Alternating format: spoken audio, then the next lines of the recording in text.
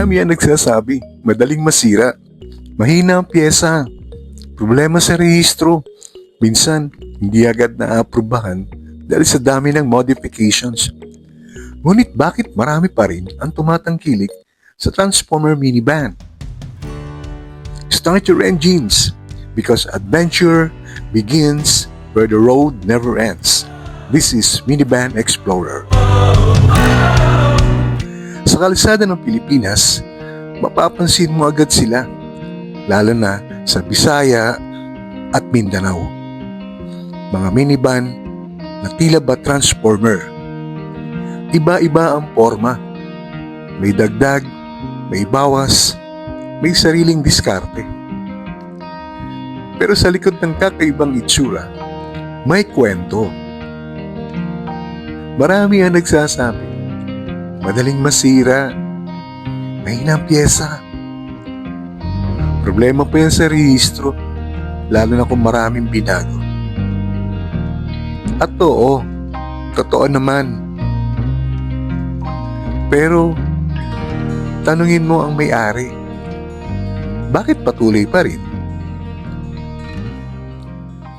Simple lang ang sagot.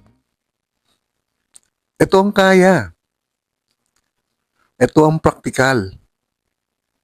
At ito ang nagbibigay ginhawa sa pamilya. Sa isang minivan, hindi lang driver ang sakay. Kasama ang pangarap, kasama ang kabuhayan. Minsan, ito pa ang bumubuhay sa buong pamilya.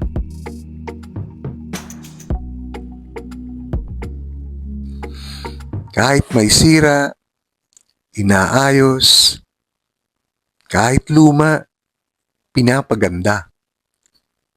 Kahit mahirap, ginagawa ng paraan. Dahil ganito ang Pilipino, madiskarte.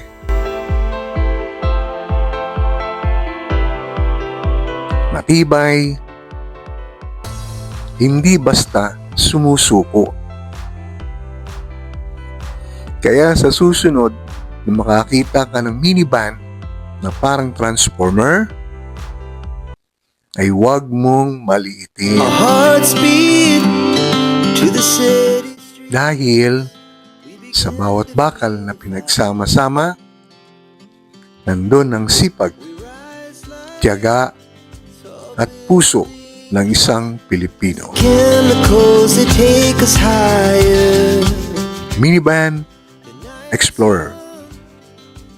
Hindi lang sasakyan ang tinitingnan, kundi ang mga kwentong bumubuhay sa kanila.